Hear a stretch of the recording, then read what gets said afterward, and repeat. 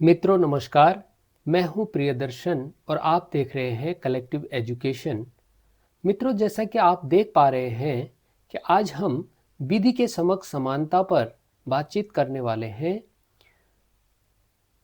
जैसा कि आप लोगों को विदित होगा कि भारतीय संविधान के भाग 3 में मौलिक अधिकारों का उल्लेख किया गया है और उसमें सबसे पहला अधिकार जो है वह है समानता का अधिकार, जो कि अनुच्छेद 14 से लेकर के अनुच्छेद 18 तक दिया गया है। समानता के अधिकार में सबसे पहला जो अधिकार है वह है विधि के समक्ष समानता।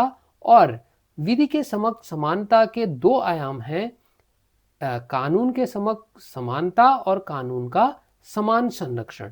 तो जानते हैं कि ये क्या है। मैं इस वीडियो को जब समाप्त करूंगा तो आपसे एक प्रश्न पूछूंगा और अगर आप ये वीडियो ध्यानपूर्वक देखेंगे तो निश्चित ही आप उसका उत्तर मुझे सही से कमेंट बॉक्स में लिख सकेंगे। तो शुरू करते हैं हम कि क्या है कानून के समक्ष समानता और कानून का समान संरक्षण। भारतीय संविधान के अनुच्छेद 14 में कहा गया है कि राज्य भारत के राज्य क्षेत्र में किसी भी व्यक्ति को कानून के समक्ष समानता या कानूनों के समान संरक्षण से वंचित नहीं करेगा। आप जानते हैं कि राजनीति विज्ञान में यहाँ पर राज्य का मतलब भारत से ही है और ये कह रहे हैं कि भारत के राज्य क्षेत्र में किसी भी व्यक्ति को कानून के समक्ष समानता या कानूनों के समान संरक्षण से वंचित नहीं करेगा। कहने का अर्थ यह है कि जो भी व्यक्ति भारत के राज्य क्षेत्र में निवास कर रहा होगा या भारत के राज्य क्षेत्र में कोई भी व्यक्ति होगा, चाहे वो भारतीय हो या विदेशी हो, वह कानून के समक्ष समान होगा और उसे कानूनों का समान संरक्षण प्राप्त होगा। और आप देख पा रहे हैं कि अनुच्छेद 14 में दो आयाम हैं। पहला आयाम है कानून के समक्ष समानता और दूसरा आयाम है कानूनों का समान संरक्षण। तो इन दोनों को समझ लेते हैं। पहले बात कर लेते हैं कानून के समक्ष समानता यानी इक्वालिटी बिफोर लॉ। इसका अर्थ है कि कानून की नज़र में सभी समान हैं, चाहे कोई भी व्यक्ति हो, वो कानून की नज़र में समान है। चाहे व्यक्ति गरीब हो, अमीर हो, राजा हो, रंक हो, सबके लिए एक कानून और सबके लिए एक अदालत।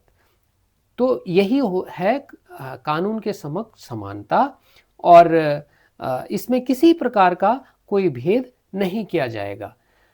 इसकी उत्पत्ति की अगर हम बात करें तो इसकी उत्पत्ति ब्रिटिश संविधान से मानी जाती है और एवी डाइसी, जो कि एक ब्रिटिशर विधिवेत्ता थे, उनका एक पुस्तक उन्होंने लिखी 1885 में, introduction to the study of the law of the constitution. और इसमें उन्होंने कानून के शासन यानी रूल ऑफ द लॉ की अवधारणा को समझाया है और इसी में जो है वो कानून के समक्ष समानता में कानून का शासन की उन्होंने बात की है। और उसमें यही है कि प्रत्येक व्यक्ति कानून की नज़र में एक समान है और कानून से बड़ा कोई नहीं है।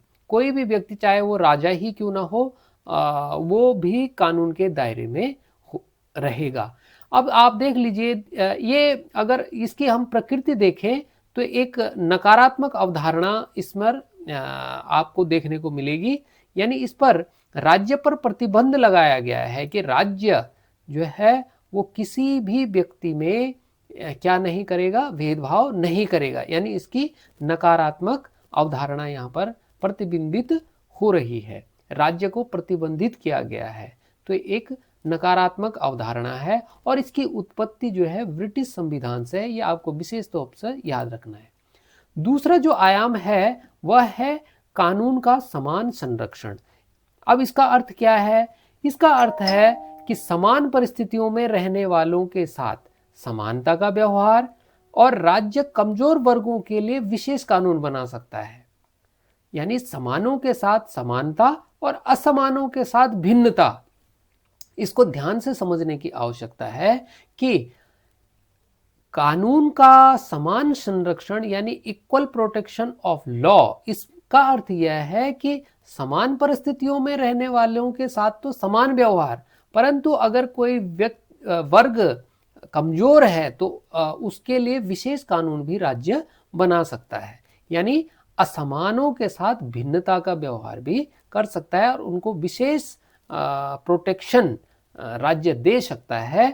तो इस प्रकार से आप देख रहे हैं कि जो ये इसकी उत्पत्ति जो है वो अमेरिकी संविधान से मानी जाती है और उनका जो 14वां संशोधन हुआ है वो जो है कानून का समान संरक्षण जो है वो वहीं से लिया गया है। तो और इसकी प्रकृति जो है वो सकारात्मक अवधारणा, यहाँ पर आप देख पा रहे हैं कि जब हम पहले वाले कानून के समक्ष समानता की बात कर रहे थे तो वहाँ पर राज्य के लिए नकारात्मक अवधारणा थी कि राज्य जो है वो किसी भी व्यक्ति में भेद नहीं करेगा। और जब यहाँ पर कानूनों का समान संरक्षण की बात कर रहे हैं तो यहाँ पर कह रहे हैं कि राज्य समान लोगों के साथ समान व्यवहार करेगा, लेकिन अगर कोई वर्ग कमजोर है तो उसके लिए विशेष कानून बना करके उसको प्रोटेक्शन देने का कार्य भी राज्य कर सकता है, यानी कानूनों का उसको संरक्षण दे सकता है। तो इसकी प्रकृति जो है वो सकारात्मक है। और यहाँ तो इसको अगर आप याद रखेंगे तो कैसे रखेंगे, मैंने इसको ऐसे याद रखा हुआ है कि यानी पहले वाले जब कानून के समक्ष समानता की बात करेंगे तो वहां आंखें बंद रहेंगी, यानी हम कुछ नहीं देखेंगे कि कौन गरीब कौन अमीर, कौन छोटा कौन बड़ा, कौन किस, कुछ नहीं देखेंगे हम उसमें।